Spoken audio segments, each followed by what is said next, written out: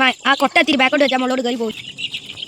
ഇന്ന് ഡേ 14. കോഴിക്കുഞ്ഞുങ്ങൾക്ക് ഇന്ന് 14 ദിവസം പൂർത്തിയായിട്ടുണ്ട്. അവർക്ക് IBD വാക്സിൻ കൊടുക്കേണ്ട ദിവസമാണ് ഇന്ന്.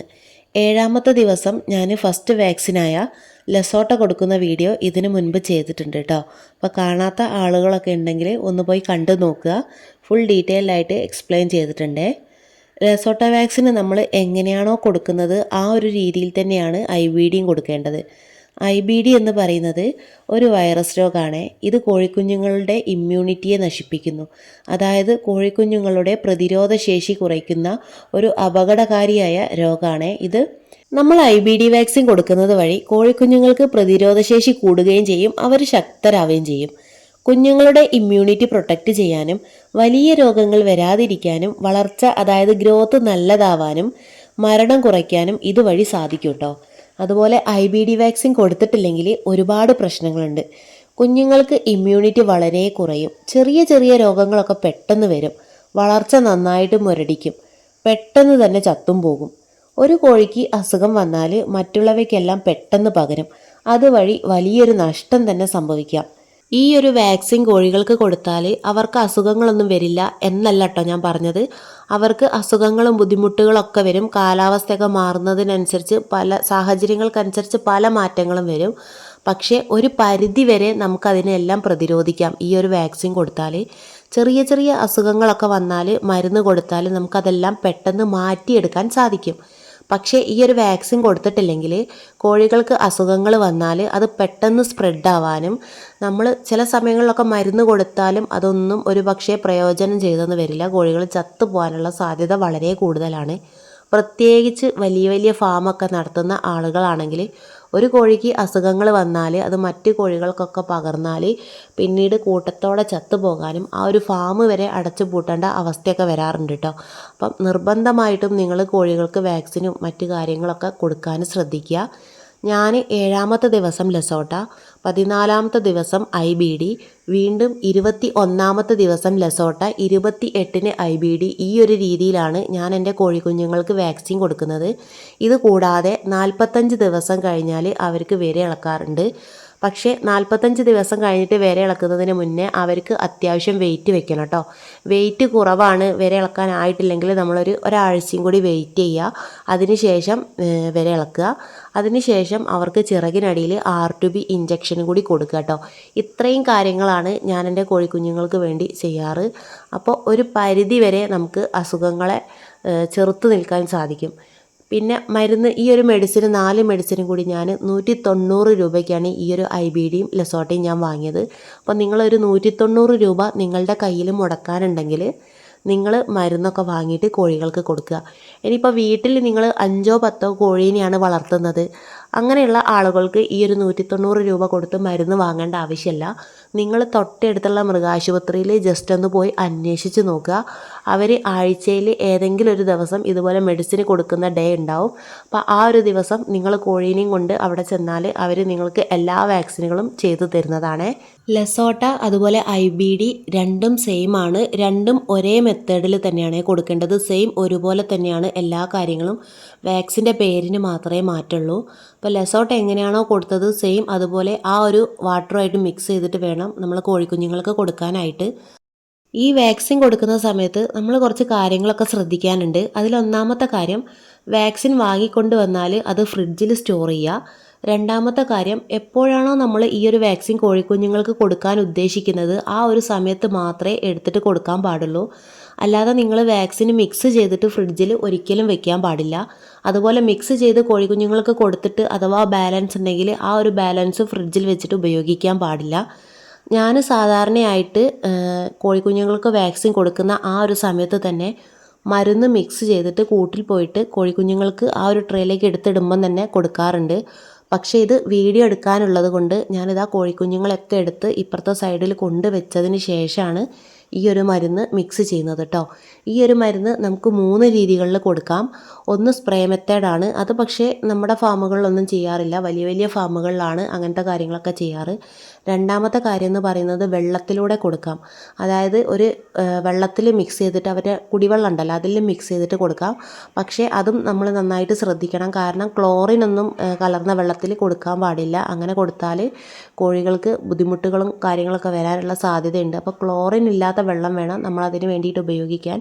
അതുമാത്രമല്ല, ആ ഒരു മരുന്നിൻ്റെ വെള്ളം കൊടുക്കുന്നതിന് മുന്നേ തന്നെ അവർക്ക് നമ്മൾ സാധാരണ കൊടുക്കുന്ന വെള്ളം ഉണ്ടല്ലോ അതെല്ലാം ഒരു 2-3 മണിക്കൂർ മുന്നേ തന്നെ നമ്മൾ സ്റ്റോപ്പ് ചെയ്ത് വെക്കണം. അതിന് ശേഷമാണ് ഈ ഒരു മെഡിസിൻ കലക്കിയിട്ട് നമ്മൾ കൊടുക്കേണ്ടത്. കൊടുക്കുന്ന സമയത്തും ഒരു 2 മണിക്കൂറിനുള്ളിൽ തന്നെ ഈ കോഴികൾ ആ ഒരു വാക്സിൻ കലക്കിയ വെള്ളം കുടിച്ച് തീർക്കണം കേട്ടോ. അത് മാത്രമല്ല, എല്ലാ കോഴിക്കുഞ്ഞുങ്ങൾക്കും ആ ഒരു വെള്ളം കിട്ടുന്നുണ്ടോ അതൊക്കെ നമ്മൾ ഉറപ്പ് വരുത്തണം. പക്ഷേ അതൊന്നും അത്ര പോസിബിൾ അല്ല. കാരണം എല്ലാ കോഴിക്കുഞ്ഞുങ്ങൾക്കും ഒരു പക്ഷേ ഒരേ അളവിൽ കിട്ടിക്കൊള്ളണമെന്നില്ല. ഈ ഒരു വാക്സിൻ എന്ന് പറയുന്നത് വളരെ കുറഞ്ഞ അളവിലുള്ളതാണല്ലോ. പിന്നെ മൂന്നാമത്തെ ഒരു മെത്തേഡ് എന്ന് പറയുന്നത് അവർക്ക് കണ്ണിൽ അല്ലെങ്കിൽ മൂക്കിൽ ഡ്രോപ്പായിട്ട് കൊടുക്കുക എന്നുള്ളതാണ്.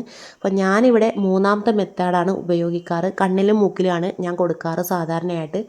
അതാണ് എനിക്ക് കുറച്ചും കൂടി ഒരു എഫക്റ്റീവായിട്ട് തോന്നിയത്. അതാവുമ്പം നമ്മൾ ഓരോ കോഴിക്കുഞ്ഞുങ്ങളെയും പിടിച്ചിട്ട് കൊടുക്കുകയാണല്ലോ, അപ്പോൾ അവർക്ക് നേരിട്ട് കിട്ടും, നമ്മുടെ പണിയും പെട്ടെന്ന് കഴിയും കേട്ടോ. മറ്റേത് വെള്ളത്തിലൊക്കെ ആവുന്ന സമയത്ത് ഒരു പക്ഷേ അവർ വെള്ളമൊക്കെ തട്ടി മറിച്ച് കളഞ്ഞാൽ അത് നമ്മൾ കൊടുത്തതിന് ഒരു കാര്യവും ഇല്ലാതാവും. ഇതാവുമ്പം നമുക്ക് ഒരു 5-10 മിനിറ്റ് നേരത്തെ പണി മാത്രമേ ഉള്ളൂ. പക്ഷേ ഇത് വീഡിയോ ഒക്കെ എടുക്കാനുള്ളത് കൊണ്ടാണ് കുറച്ച് സമയം എടുക്കുന്നത്.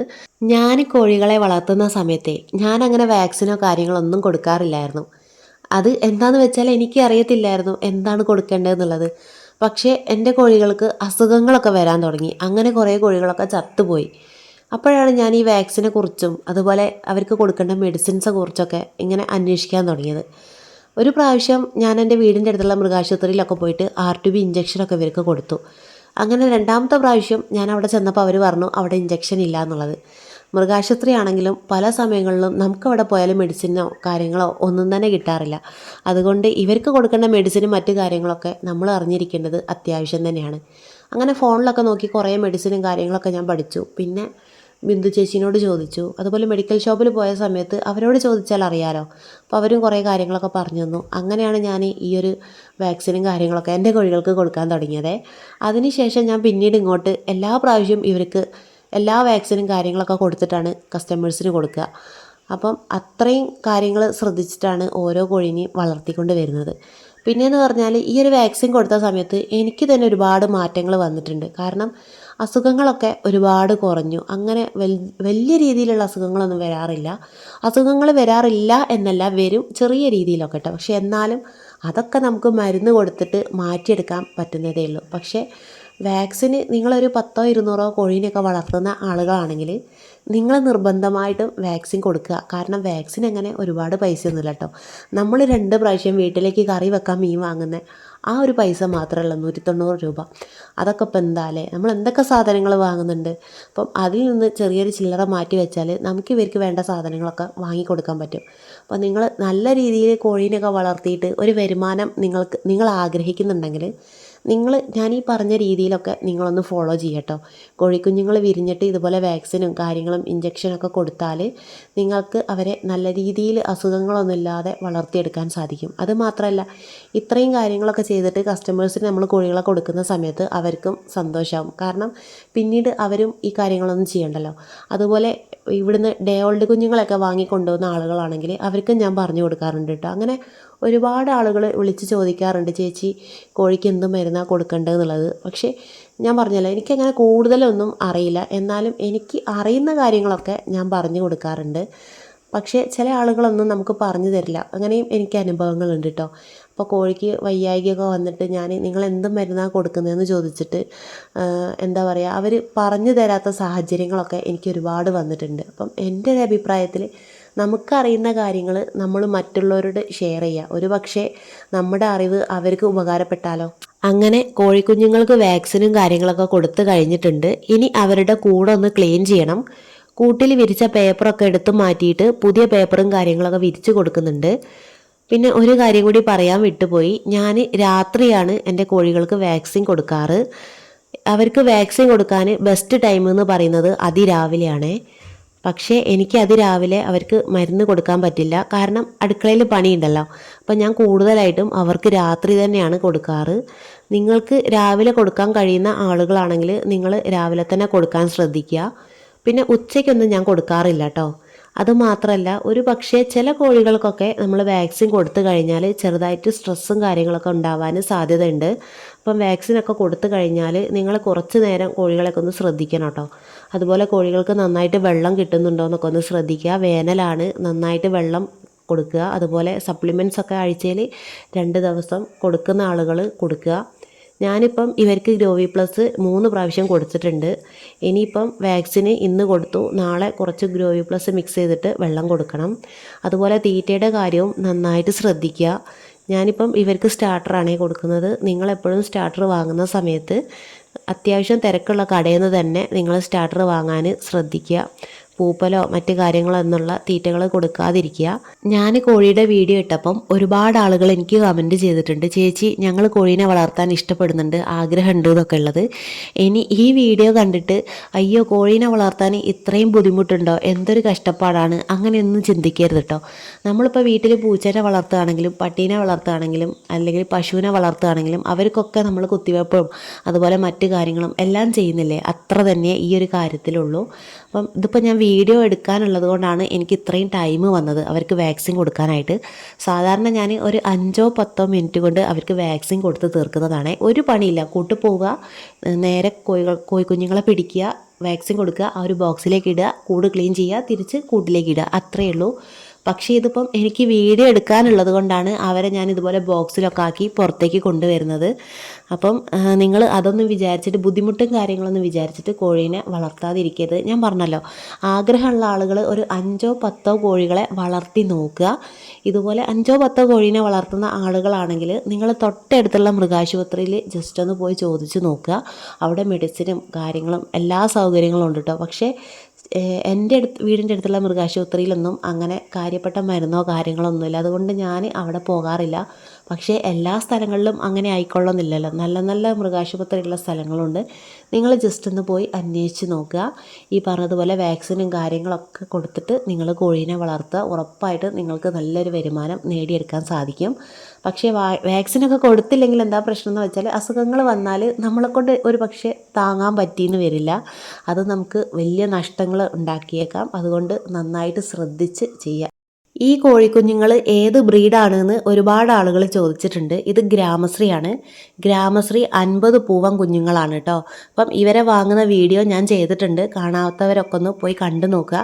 അതുപോലെ കോഴിക്കോട് ജില്ലയിൽ കുറഞ്ഞ വിലയ്ക്ക് കോഴിക്കുഞ്ഞുങ്ങളെ കിട്ടുന്നത് എവിടെയാണെന്നും ഞാൻ വീഡിയോ ചെയ്തിട്ടുണ്ട് കേട്ടോ. അതും നിങ്ങൾ ജസ്റ്റ് ഒന്ന് പോയി കണ്ടു നോക്കുക.